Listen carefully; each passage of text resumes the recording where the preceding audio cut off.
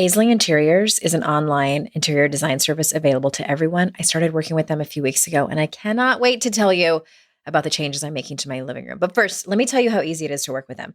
You complete their quiz so they can get a feeling for your style and your budget. You provide some measurements of the space you're working with, and you can upload photos of the room itself or any furniture, wallpaper, or anything that you have already chosen for this space, including screenshots and things like that and links from Pinterest.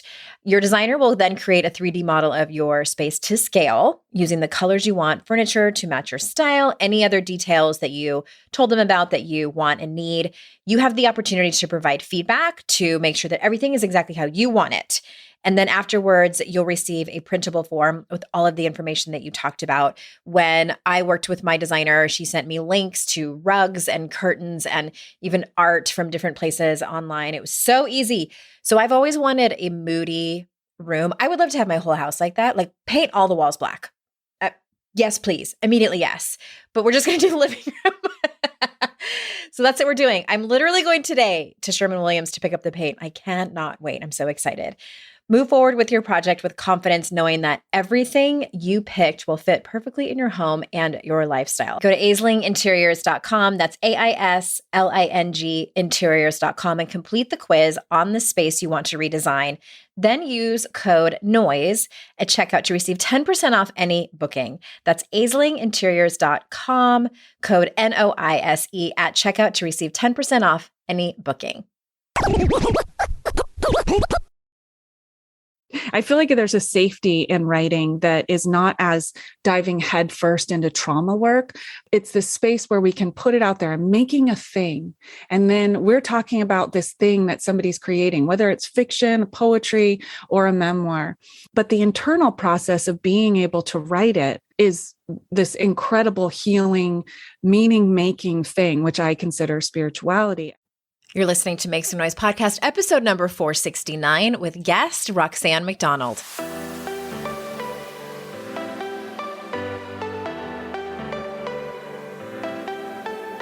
Welcome to Make Some Noise podcast, your guide for strategies, tools, and insight to empower yourself. I'm your host, Andrea Owen, global speaker, entrepreneur, life coach since 2007, and author of 3 books that have been translated into 18 languages and are available in 22 countries. Each week, I'll bring you a guest or a lesson that will help you maximize unshakable confidence, master resilience, and make some noise in your life. You ready? Let's go.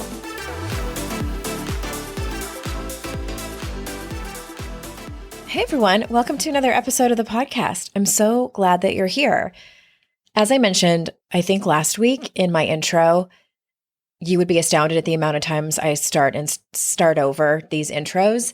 You know what it feels like? I just realized it feels like when you go to a party or some kind of network event or some kind of socializing and you're super awkward.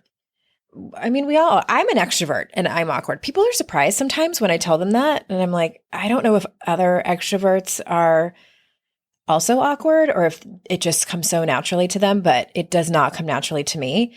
I don't know if it's mental health stuff or what. But anyway, you know, when you go and you're awkward and then you're like, either thinking about or obsessing on how you sounded stupid or like you wish you could say that over. And that's what this is. The good news is that I get to start over. The bad news is sometimes I don't think I actually need to. And I know there are other podcasters who have everything written out ahead of time. They either read their intros from a script or have really great notes that they use as to not annoy their listeners. I don't have that. I just have a couple of things in my head. I'm like, oh, I need to tell them about this. But I do read the bio.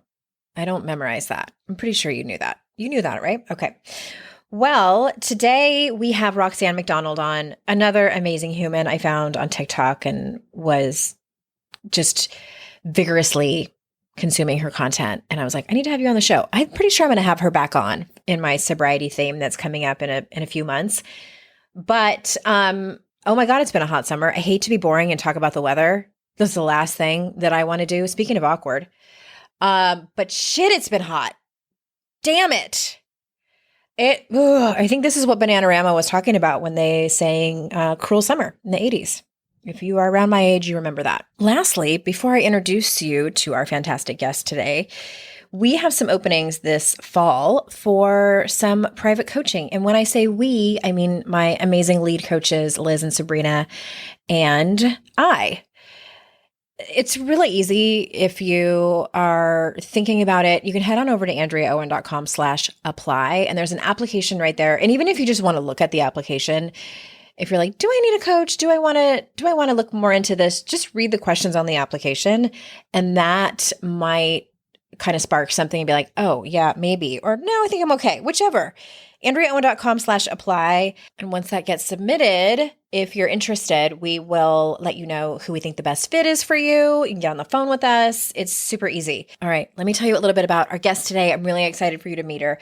Roxann McDonald has dedicated herself to helping people find their voice both on the page and in their lives. For 14 years, Roxann was on the management team of 2 alternative high schools focused on serving at-risk youth.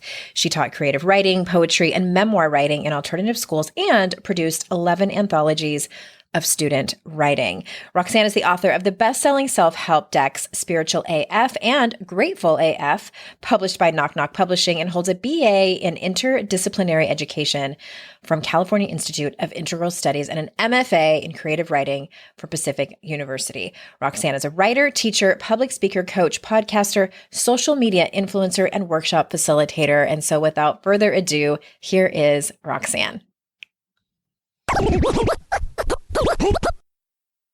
Roxann, thank you so much for being here. Thank you for having me. I am so excited. I've been watching you from afar on TikTok and love your content. And now that I got a chance to chat with you a little bit before we started recording, I hope that I can have you back on again to talk about further topics that you're an expert on. But today we're talking about spirituality and creativity and perhaps the overlap that is there. And can you talk to us first and foremost, because the term spirituality is such a large one, what does spirituality mean to you personally? That's a great question. And especially, I mean, I get this a bit because of my name on social media, which is Spiritual AF. Mm-hmm. So I see spirituality as meaning making and having agency and consciousness about my belief system. And so I think spirituality is just aligning ourselves, or I'm going to speak for myself. I see my spirituality as aligning myself and my thoughts and my actions with my beliefs and my values. And the practice of it is not static. It's not concrete. It is fluid and moving and growing. I love that. It's ask 10 different spiritual creators, writers, experts, what that means to them. And you're going to get 10 different answers. And I really love that you've created that for yourself. Can you briefly tell us, what was your upbringing? Like, did you grow up with, kind of like hippie parents, or did you grow up in a like more conservative Christian home? What did that look like for you? I grew up with a Southern mother who grew up in the Baptist church. Okay. But she wasn't very religious at all, but we would go to Baptist church. We'd go to Baptist churches when, there'd be a crisis. And then we were in generational poverty. And so we would get, the community support. And then my mom would then get in an argument with somebody and we would blaze out. So I didn't get really into any church. I do have this story though, about myself and religion, because every summer, I don't know how we figured this out when I was a kid, but I figured out if we went into the phone book and just went to churches, and we could call all the churches, and they all had summer Bible camps. And then if we told them that we were poor, they would just come get us. And so I called all of them. And so every summer like my brothers and I would go out into the driveway and like 4 station wagons would show up and then we would pick which ones we would go to, and we would split up and then come back and then talk about what it was like and like share our hauls. So it was like, you wouldn't go with your siblings. You would no, all we go would to split different up. ones. Okay. Yeah. And so, my one brother would go to a Mormon one. My other one would go to a Catholic. And then I would go scouting them out. That's and we were smart and scouting them resourceful. out. Yeah. And so we were like, the Catholics have really good crafts, but their snacks are horrible. And then the Baptists, their snacks are great, but it's, and they sing a lot, but then they talk a lot about scary stuff. And that was my early experience with religious people, where I would just go try them on and I'd be like, that's interesting. Oh, it's weird you do that. So I got some benefit from it, but I never got, I like to say that I got all the trauma besides the religious one. And I feel really grateful for it. The other thing that I grew up with that is way more impactful is I grew up in Santa Cruz. And so I was around New Age, hippie, witch, priestess stuff. And then in my teenage years, I got sober. I got sober at 15 and I went to a clean and sober high school that focused mostly on, wellness and personal development. And we were exposed to a lot of practices. And one of them was a woman who brought all the girls through a year-long program where we really got in touch with a feminine idea of spirituality and engagement with our bodies and with the earth. And so that has been one of the most impactful things. The other thing is that we had meditation quite often. And so I did start practicing meditation at 16. So that's interesting. I didn't realize you entered into the world of sobriety and recovery at such a young age. Yeah. Yeah. Well, that would definitely point you in the direction of spirituality, especially if you're, in 12-step programs. And then it sounds like it led you to decide for yourself as you became an adult, what was best for you. Yeah. I think what I've always come to is that what's best for me is having some belief that I'm working with. And for many, many years, I feel like one of my biggest strengths of being a support to other people was that I don't have a concrete idea of what is right about spirituality. My idea was that I go, if this belief makes me kinder, more of service, calmer, more loving to myself and others, then I will use it right now. So if I'm believing in a guy that, that lived 2000 years ago and talked about being of service and it's making me better right now, that's good. And then I can set it down and move to another one without any shame, without any right or wrong. And that's what I feel like is with all the things I've practiced. That's, I think, the strongest for me is, or the most impactful is that ability to see the benefit, honor it, and then also say, nah. Right. I love that. I agree with you. When you were saying, hey, if this thing makes you a better person, kind, helping others, compassionate, then believe what you want to believe, whether it's Satanism or Baptist or whatever. But it's interesting to see, my spiritual transition. I grew up in the Lutheran church for a long time, and there was definitely some ideas that were bestowed upon me that I look back on and I'm like, wow, that was shitty. Like you, I don't think I had quote unquote religious trauma as some of my friends and, people who listen to this podcast have experienced. So I think it's easier also for me to not dig my heels in and say, no, that's wrong. Because I'm not really angry at anything, any deity or religion or anything like that. But I do understand where people find themselves in that place. But yeah, I mean, my gosh, if it makes you a better human, run with it. Yeah. Well, okay. I want to kind of slightly shift gears and ask you about writing, because you are also a writer. You have a couple of books, and we'll of course link to those in the show notes. So how has your writing, or how does your writing help you connect more spiritually? Well, I see writing as my longest term, most consistent spiritual practice. that it's the same as when I sit down to meditate. It's about presence. It's about consciously showing up and being with, and then I also utilize traditional meditation practices in my writing practice. So a lot of times I will sit down, I'll meditate, I'll get present, and then I will open my computer, look at what I am about to write, and then stop again. And then with an intention, delve into a visualization about what I'm going to write or the message I'm wanting to convey. And then I will go back in and start the actual physical writing of it. But that presence is so connected with our ability to communicate.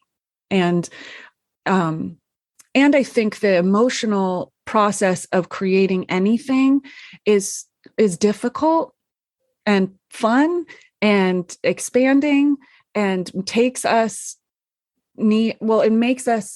grow if you really show up for it. And one of the things that I think about a lot about my spiritual practice and my writing practice is that I have been working on a memoir for decades. I was going to ask you about that. Yes. Thank you.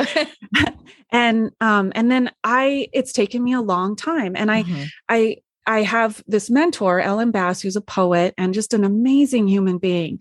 Every few months I will call her up and say, like, I'm such a failure. I keep not finishing this book. And then we'll go out to dinner and she will inevitably say, you have to become the person who wrote the thing. And the thing is calling for you to grow and become the person who wrote it. And I have really lofty goals for my memoir. And it was about a whole bunch of trauma and a whole bunch of things that were unresolved in me. And so the in tandem, thinking that I am ready to put this story out there. And I could have just thrown it out there, but I have seen over the years of having to grow and accept and be kind and loving to myself. And at the same time, this next level of processing that's happening through writing this thing.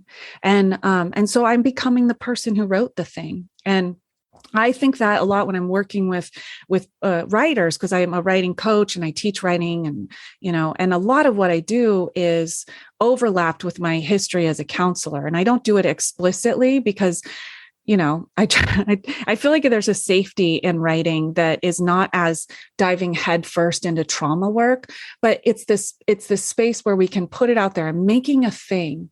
And then we're talking about this thing that somebody's creating, whether it's fiction, poetry, or a memoir. But the internal process of being able to write it is this incredible healing, meaning-making thing, which I consider spirituality. And I would think even with things like self-help books, which, I would think you, having written your self-help books, you had to become the person that wrote them, right? Unfortunately, yes. You had to be the person who needed to write it, which is all the, I didn't take up space. I didn't do the thing. And then now here's the lesson. But then do you think that in the writing of it, you had to grow even though it's didactic, right? Right. I feel, and I always say, personally, there are a few things that feel shittier than writing a self-help book and feeling like a hypocrite about what you're writing. It's like, oh, do as I say, not as I do. Like and it's the same thing. Like when I got sober, I had just started my coaching business. I'd just gotten certified and here I am. So my business was formerly called Your Kick-Ass Life for a long time. And I remember sitting there thinking, like, how on earth am I going to tell people to live their most kick-ass life when I know I have a drinking problem and I am not doing anything about it? And I sat in those weeds for only a couple of months until it got so incredibly uncomfortable that I decided to reach out for help and I got sober. So yeah, it's quite a spiritual experience. No pun intended there, but yes, I agree with all of what you're saying. Well, and having that hypocritical thing, especially when you're doing things that are teaching, right? Right. Like I have the two decks, which we call self-help books in a box. What I wanted to write with my decks were self-help books that I could give to the teenagers I used to work with, that it's a bite size, it's a meme on one side and it's a little bit of a tool on the other. And when I put them out, one's grateful AF, one's spiritual AF. And then I nosedived into like, I am the least grateful person right now. And I put these things out and having to stand up and I think being a teacher or somebody who has the, I don't even want to say urge, but the calling to take up space and talk and share and grow publicly. There is this thing for me that I feel like it's a little bit of like a writer deadline where I go, well, I wrote those dang books. I better get back on the gratitude. I better pull one of my own freaking cards and live up to it, which is great. It's another layer of living by what I care about, what I really want to be. Well, and I think, for the people listening, I just adore them. And I think one of the reasons that they have, that they stick around, especially the people who've been with me from the beginning, is that I have never pretended to put myself up on a pedestal and pretend like I live these lessons 100% of the time. I'm incredibly transparent. I mean, they walked with me in 2016 when my dad died. I was here on the podcast crying about it. And it was, because it was the first like major grief experience that I've ever had happen.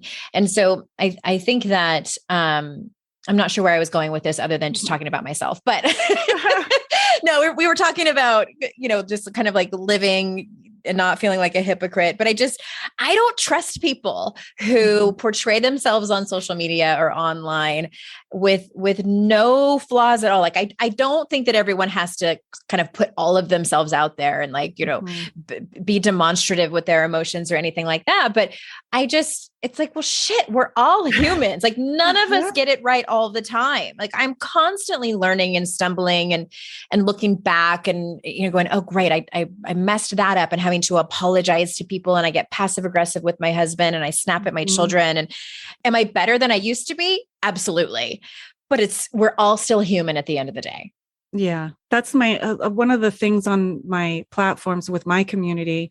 I lovingly call myself a fuckhead.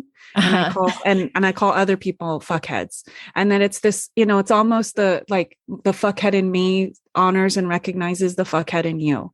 And that that's one of the basis of the whole spiritual AF thing is that I don't trust gurus. I don't think anybody who shows up and denies their humanity is trustworthy to me. And I totally honor people that do find that enticing, but I don't.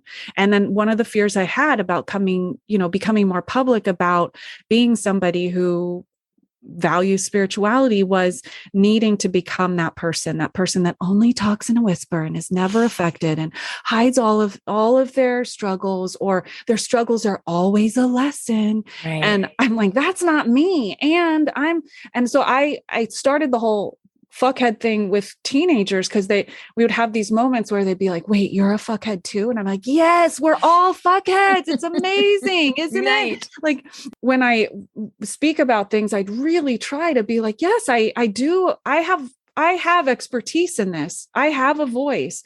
And at the same time, I'm not going to forget. And I'm going to have people around me or help me not to forget that I am a fuckhead, just like everybody else. And we are all going to struggle with some new flavor of fuckheadedness. And that is actually one of the beauties about being here trapped in a human body, is that there will always be another layer of fuckheadedness that will reveal something to us. And hopefully we can use it as a way to become better, more compassionate, more loving beings while we're here. 100%. Amen. And I want to say something too about poetry and spirituality. I remember someone asked me like, well, what constitutes a poem? Like it might've been my daughter was in her ELA class. And I said, anything. Like it doesn't have to rhyme. It doesn't have to have stanzas. It doesn't have to look like a haiku. Like any piece of writing that you deem a poem, like that is, I think it just allows you to take the pressure off. because I remember I wrote poetry starting when I was a teenager, and it was very angsty, and I think it did rhyme and had a specific flow to it, but that was just my style in the past. I have some of them, and they are literary gold. And what I mean by that is like the drama, like it helps me remember, because I have a 12 and a 14-year-old now. It helps me remember the obsessiveness, or maybe it was just me because I'm an addict, but like the obsessiveness of love back then. Anyway, I digress. But I have found that during the most difficult times in my life, writing what I didn't realize was poetry, later when I was done, I realized that it was a poem, has been the most therapeutic and gut-wrenching and spiritual and healing processes I've ever done. Better than medication, better than crying my eyes out. And I've said this before on the podcast, I would say most of the pieces that I have no recollection of writing. I'm like, did I write that? Like, I had to have, because it's in my Google Docs. Like, I'm the only one that has access to it. It's as if something took over in my heart, in my body, and that came out of my fingers onto the keyboard. And that I'm forever grateful for, just embracing writing. I absolutely love it. Every stage of that writing process has been extremely transformative for me over the years, when I was a kid and I was writing poetry in a journal, and then I was going to free writing classes and getting prompts, and then just blurting out everything that had happened to me on a page without any sense of sharing it with anybody else, was so transformative. I mean, it's a therapy in itself. And then the process of crafting has been one of it actually, I feel like, has been the most healing about my past. And then I've seen where, I taught in extension programs for universities where it would be seniors, and so many combat vets would be in there. And, we would write out over week after week, revising these stories of intense trauma. And then over the series of weeks, they would say, like, I just feel so much better. And it wasn't just having somebody read their story. It was going in and going, what was that blast really like? Well, what sound did that bullet make as it went? What color was the dirt? And to go in and do that. And for me, it had been going in to all those things in my life and truly reliving them, but in a place of power, in a place of curiosity that I learned from going to therapy, from sitting in meditation, from doing all these things. But then the writing of it truly integrated it into a place where it can live comfortably and not without any toxicity in my psyche and in my body. That last part. Yeah. Yeah. I'm also writing a memoir, and it's going to, the major traumatic events happened in 2006 and 2007. So I'm about almost 15 years out. What is that? Yeah. It's been over a decade. And the whole process has been so interesting, because it's like you said, I majored in exercise physiology. So I probably should have majored in English and gone on to get an MFA, but I didn't. And so I have written 3 self-help books. I've gotten major book deals with, the big 5 publishing houses, which is very different. Writing that kind of nonfiction, prescriptive nonfiction, is very different than writing narrative nonfiction or memoir. And so I also have a fantastic memoir coach. Her name's Candace Davis. She's incredible. The reason I say this, because I know we have some writers listening, and even people who don't consider themselves a quote unquote writer with a capital W. I know there's a lot of people out there who have been told you should write a book, or they just want to write a book, maybe not get it published necessarily, but just have it out. I think that everyone should. If you feel the calling, even just a little tap on your shoulder, this whole process, even if I never publish this memoir, has been so healing. And just take a step back and look at it from just the meta view of it. And I mean, I don't know if this is good or bad. Maybe you can tell me. I get to craft the story. Like I get to, I'm in control of the narrative, which, as someone who's experienced trauma, feels incredibly empowering. Because there was a very great deal of time where I felt like I didn't have any control at all. And I was grasping at it with rage and desperation and hopelessness. And now on the other side, I feel like I've wrapped my arms around this young woman who I'm writing about, which is my younger self. and I'm able to sit down with her and craft the story. And it's, to me, it feels like the definition of being on the other side. Mm-hmm. Absolutely.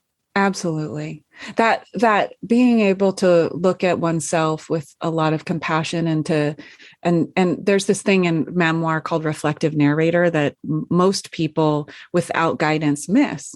And that it is that voice that comes in that says, I have digested this and I'm telling you this with a point. And I'm going to step in, this person who lived through it, who has 15 years distance, to make some meaning. And once I point it out, people will often say, like, you've changed my memoir reading, because now I see it when I'm like, oh, there's that reflective narrator. But that's the part that we develop as we craft. Right. That we are not, there's the round where we just put the facts on. And then there's the round where we write in more detail. And then there's the round where we step back and go, how does this connect with the things that happen in the future? And then there's the round that comes in and goes, oh, bless your heart, my younger self. Yeah. And, oh, I see now what this means. I see now. I didn't know then why I did that. And now I see. Yeah. Or I still don't understand. That voice is the thing that grabs the reader by the throat and brings them into the book and says, like that fuckhead thing that goes, where they see themselves. Yes, exactly. I'm interrupting this conversation to bring you a few words from some of our sponsors. This podcast sponsor has a product I use every day. And I started taking AG1 because I had the afternoon sluggishness. Who else feels that way? It's like a crash. And I wanted my day to be done. And it was only like 2:00 in the afternoon. Also, a friend had recommended it to me and I wanted to give it a shot. I love so many things about it. One is how tasty it is, because if it doesn't taste good, I don't care how good it is for me, I'm not going to drink it. And it has a mildly sweet taste that I put over ice. I think it's delicious. And even more importantly, I love that it makes me not have that afternoon crash anymore. And I've been drinking it every day now for several months. And it's just become one of those habits that I don't even need to think about. It's just something that I do. One of the other things I really love about it is that your subscription comes with a year's supply of vitamin D, which is so important to add in when we don't get as much sunlight as we should. That was a huge game changer for me in terms of my daily sluggishness. And right now, it's time to reclaim your health and arm your immune system with convenient daily nutrition. It's just one scoop, and a cup of water every day. I like mine cold, again, on some ice. It's delish. To make it easy, Athletic Greens is going to give you 1 free year supply of immune-supporting vitamin D and 5 free travel packs with your first purchase. All you have to do is visit athleticgreens.com/noise. Again, that's athleticgreens.com/noise to take ownership of your health and pick up the ultimate daily nutritional insurance. So I'm recording this on a Monday and I'm getting a Green Chef delivery today. And you know what? One of the things I love about it, because you never have to wonder what's for dinner, because it's in your refrigerator already. You don't even have to think about it. I love Green Chef so much, you guys. When I cook them, I feel like a chef. And I kind of pretend that I am. One of the things that's amazing right now is that they're offering more customization than ever before. So you can pick and choose if you want chicken or beef or salmon, whatever suits your taste, and they'll deliver it right to your front door. You can choose from 24 recipes weekly with the option to mix and match meals from different preferences. So if you want to do vegan one day and keto the next and gluten-free, you can do that. Green Chef is the #1 meal kit for eating well. Did you know that? They have dinners that work for you, not the other way around. And they have options for every lifestyle. If you are keto or paleo or vegan, vegetarian, Mediterranean, or gluten-free, they have options for you. Go to greenchef.com/noise135 and use code noise135 to get $135 off across 5 boxes, and your first box ships for free. Again, it's greenchef.com/noise135 and use code noise135 to get $135 off across 5 boxes, and your first box ships for free. The other thing about writing, which I'm not sure if you experience this, but I actually hope you do, but I have weekly writers groups that members join, and they stay in for years and years because it creates a deadline. It's a support, it's community, and you get craft feedback. And every few months I will stop and say, why do you write? Mm-hmm. And there's these people who've dedicated time and money long-term to just the practice of writing. And a lot of them aren't doing it to publish. They are doing it to have the practice be in their life. And inevitably, people will say, I like myself more when I have a writing practice. I love the world better. I notice things more because the act of having to write detail every week makes me see that a flower isn't just a series of petals, that there's shadow and that there's brilliance and then there's decay. And then I walk through my life and I look at the people in my life and I notice their crooked little tooth or the little, the way that they grab their ear when they're stressed out. And that makes me better. And I live my life in an exquisite way. And I feel like that is one of the cores of the creative spiritual overlap. I have only the self-help stuff out. I don't know. I would just wonder if you experience that as well, even with writing more didactic stuff. Well, there's a couple of nuances, I think. So my short answer is yes. And it's funny, right when we started talking about writing, I had this sort of thought in the back of my mind that says, you know what? I'm happier when I'm in some kind of writer's group because I'm not right now. Like I have my writing coach, but it's a one-on-one thing and it's very different. I also thought when I was outside playing, we have a almost 4-month-old puppy. And she's brought me outside way more than I was before. We had a senior dog who passed away. And I thought this morning too, like, I'm happier when I'm outside because I've been outside so much with her. But anyway, yes to everything that you said. Just to touch on a little bit of answering the question of why do you write? Mm-hmm. I have found, even at a young age, that I can't make sense of things that feel complicated and heavy and painful and confusing until I write about them. Yeah. And sometimes my writing makes no sense. Sometimes it wouldn't make sense to anyone else, although I see things in it. But that's one of the reasons that I write. And also what you were describing as when you are writing a lot and you start to sort of see the world differently, I find that's a little bit of a hazard as a writer. Just noticing things like, "Ooh, I could write a scene about that," and like, how would I paint this picture? And noticing the way people's breath catches that you may not have noticed before, and just the subtle nuances of people's mannerisms that you have probably seen 100 times but never really taken note of it. It's things like that I find are just, not in a heavy way, but a little bit of a hazard of being a writer. What do you mean by hazard? For me, it can sometimes take me out of the present moment and think about like what I would write about that, or where this would fit into either a blog post or a book or things like that. It was more so when before I started my podcast, when blogging was all the rage. And I would write, I would sit down to write. Maybe I was in early recovery or something, and I'm writing about that. And I would set out to do it where it's just for me. It's just for my own kind of personal Dear Diary, if you will. And then I would start to think, well, this might be a good blog post. And it would change the way that I was writing, because I don't know about you, but sometimes I have two different modes. I have the writer where it's just for me, and sometimes it's rage filled and messy and ugly. And then there's the one where I'm like, but this is for the people, it has a process, it has an introduction, and that's a little bit of a hazard. I have that with social media. Yeah.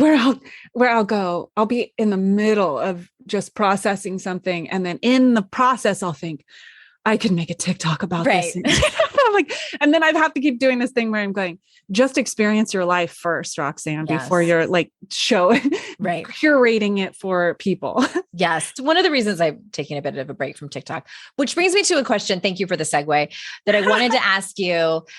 Which is a little bit of a left turn, but I didn't want to say goodbye without asking you to talk to the listeners about you have a playlist of videos on TikTok about not being nice. So can you tell us about that? And just, generally speaking, kind of walk us through what are your thoughts around specifically people who identify as women being nice? I have so much, so I'm going to try to not take up too much time. Feel free to go off. It's fine. My people are used to that. Okay. So back in 2016, so many good stories start with that. Exactly. Or no, I think it was 2013 that I started Spiritual AF. I was not on social media. And then when I quit my job as a counselor, I got on social media and I started the page basically to stay connected to the community of kids. Cause I went to that clean and sober high school, and then I came back and was a counselor, and then I became the director, and it was my life for decades.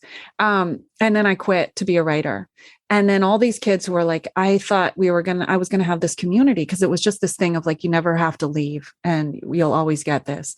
And so I started the page as a way to continue this ongoing conversation and this ongoing community of deep meaning, and looking at tools to just help us become better and more engaged human beings, as well as stupid jokes and poop humor and just being a fuckhead. And we had, several names. And then one day I got fed up because people were going, well, you say you're spiritual and no. And I would, and I would just be like, I'm so sick of this, because I get it in my life where people will go, if you're spiritual, you have this one personality type. And if you don't act within that soft, sweet, nothing phases you, you have no peaks or valleys, you are just completely even, and everything is transcended, then you're gonna get picked apart about the truth of your spirituality. And so I changed the name in a huff, where I just said, fuck you, I'm spiritual as fuck, and you guys can all just eat it. And that's how I got the name.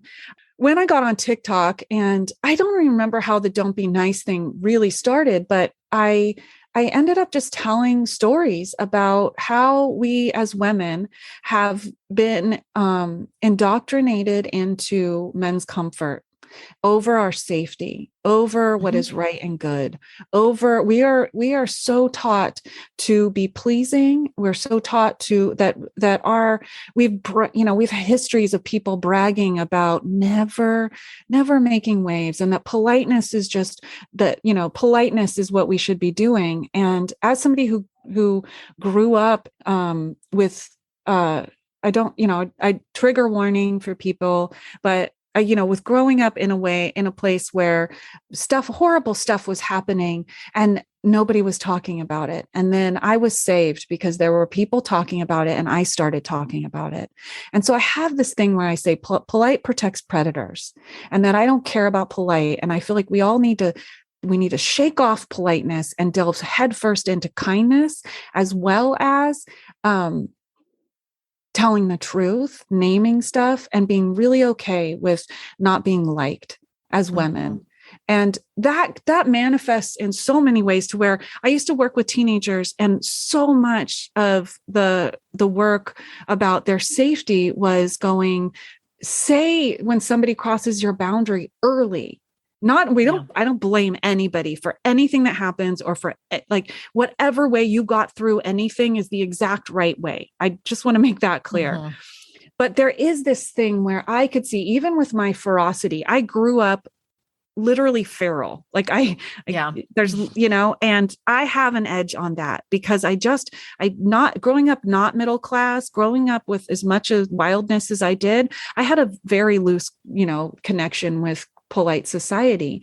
And even with that, I valued men's comfort and politeness over my own safety so many times, to where then I just openly want people to brag about going, you know what, when that guy came too close to me, I just said, back up. And that, or to go, why aren't we talking about Uncle Creepy openly? Why are we so afraid to have that person not like us, or other people not like us, that we are willing to go to children and say, be careful around that person, instead of saying that person is not invited? And it's politeness. And so that's how the Don't Be Nice thing happened. And then it intersects with the spirituality thing, because once again, I get spiritual people coming on to my Don't Be Nice series and saying, well, if you were truly spiritual, this wouldn't affect you. And that is so discounting.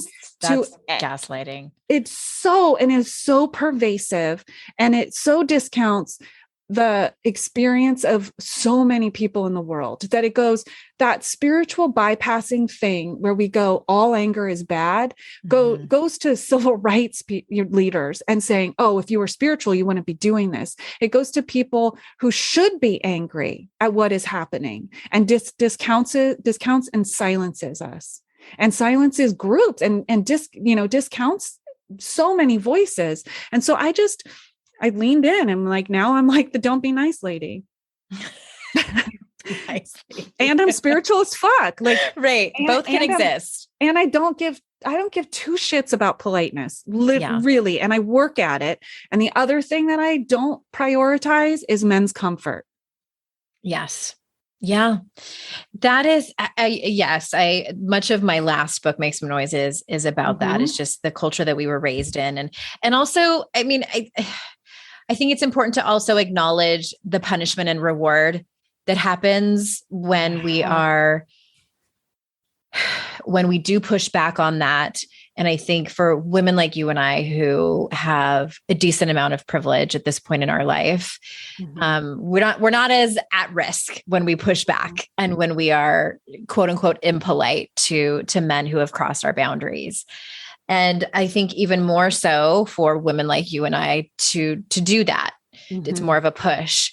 It's been interesting. My daughter is 12, and I have been talking to her about this since her ears have been working. And still, I sometimes don't have as much fight as our culture at large does. And it's so infuriating. And I feel like I have to work overtime to talk to her about, and sometimes I feel like I'm lecturing and she's not listening and she's listening to music on her phone. And I'm like, oh my God, is this, am I even getting through to her? But I'm wholeheartedly agree with everything that you said. And I also think it's a lot to untangle and unpack for women. And I don't want to, and you weren't doing this at all, but I just want to acknowledge for people listening that it's, there can be a lot involved. And, we have many times experienced this in families. We've experienced it in our communities. We've experienced it in our culture, depending on your culture. And it's, I am a big fan of Kate Mann's work. She wrote the book Down Girl, and I have not read this one yet. She coined a term. Have you heard of himpathy? No. So it's like sympathy, but using the pronoun him, himpathy. And so she defines it as inappropriate sympathy given to men or boys, especially those who are guilty of sexual transgressions.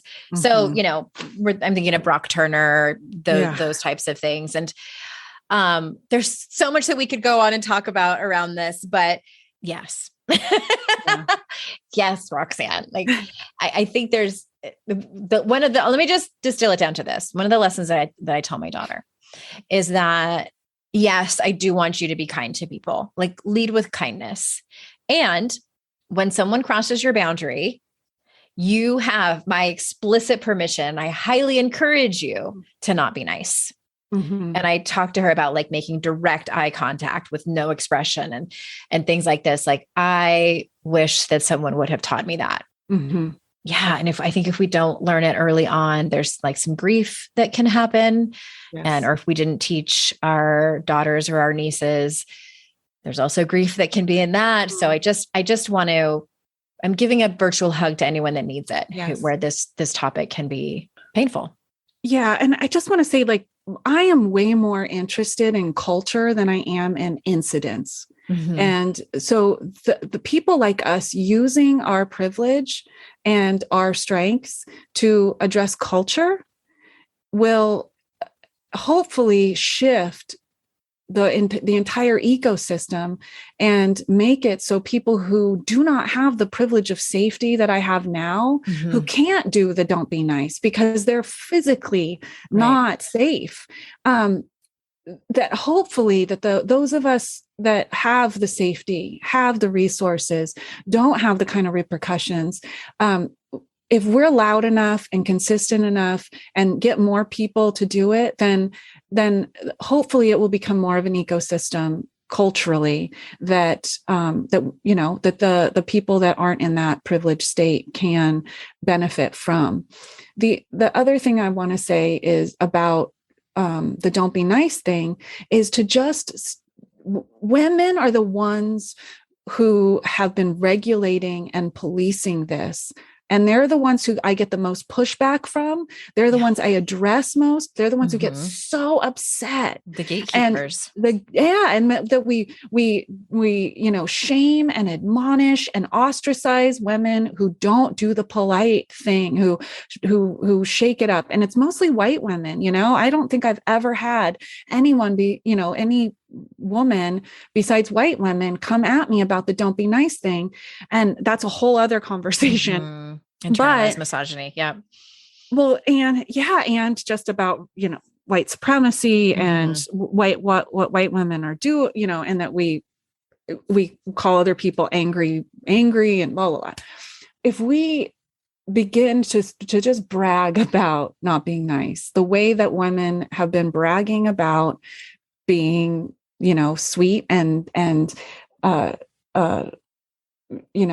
not accommodating, like nurturing, that's the word. Yeah, yes, that thing and take that, and to hold a mirror up to other people's reactions. So a lot of my stuff that I do on TikTok is actually like, I almost never address a man. I pull up comments from other white women and I go, look at what you're doing. This is what the response is. And then I am hopefully helping people hold a mirror up to go, oh, I've done that to other people. Oh, that's how I that doesn't fall within my value system. And that's how we change culture. Yeah. That's how we make it a safer place for the next generation of kids. And the other thing I just want to put out there too, is that I do this because at 8 years old, I was in a kiddie pool filled with sharks. And the one thing that happened that shifted was that I had people in my life, women, who were out there talking about stuff and who told me, you are safe. You say it, whatever happens, say it. And I became a loudspeaker. And that is the only thing that changed, is that I let everyone in my life know, I will not hold your secrets about your crappy behavior. At 8 years old, I started doing that and I got taken off the menu. And I have seen it throughout my life that when somebody, not that they were shaming anybody for not being able or privileged enough to do it, but just if I offer something, is to just go, if you become a persona, if people know you and look at you of going, that person is not going to hold a single secret about this. People don't want to mess with that. It's true. It's true. It's like you're a porcupine in a good way. Yes. Yeah, exactly. I hate that we have to wrap up. I feel like we're just getting warmed up here. And I know that you have some writing workshops and you have a podcast. So tell people, and all these links will be in the show notes, of course. Tell people where they can find more about you. So my writing stuff, I am a multi-passionate person. And so I do make the mistake of being all over the place. So I don't think it's a mistake. I think it's so dehumanizing. I hate marketing. And it's like, oh, you have to be known for one thing. It's like, yeah. I love that you're multi-passionate. Sorry to interrupt. Well, I am trying to integrate just because I've been a little bit all over the place, but thank you for that reframe. So if you're interested in strictly writing and, the writing workshops, I have my website, resourceforwriters.com. I also have spiritual-AF. I do a lot of overlap with those. And so even if you just follow me on any social media, it's spiritual_AF, or my name, Roxann McDonald. Roxann is spelled like a chemical, like Roxan. And just, I just announce stuff all over the place. But I do have some gratitude and writing workshops. I have mindfulness in writing. And then I'll have weekly feedback groups. So awesome. That's great. Yes. We'll put all those links in the show notes, your social, your two websites and the podcast and everything. Thank you so much for being here. It's just been so enlightening and fun and interesting. And Remember, everyone, it's our life's journey to make ourselves better humans and our life's responsibility to make the world a better place. Bye for now. Hi there. Swinging back by to say one more thing. You know how I'm always giving advice over here on the show and on social media, and a couple of those things is that I'm always telling you to ask for what you want, be clear about it, and also ask for help. So I am taking a dose of my own medicine, and I'm going to do that right now. It would be the absolute best and mean the world to me if you reviewed and subscribed to this show, Make Some Noise podcast, on whatever podcast platform of your choice. And even more importantly, it would matter so much if you shared this show. Sharing the show is one of the few ways the podcast can grow, and that also gives more women an opportunity to make some noise in their lives. You can do that by taking a screenshot when you're listening on your phone and sharing it in your Instagram or Facebook stories. If you're on Instagram, you can tag me at Hey Andrea Owen, and I try my best to always re-share those and give you a quick thank you DM. And also you can tell your friends and family about it. Tell them what you learned, tell them a really awesome guest that you found on the show that you started following. Whatever it is, I appreciate so much you sharing about this show.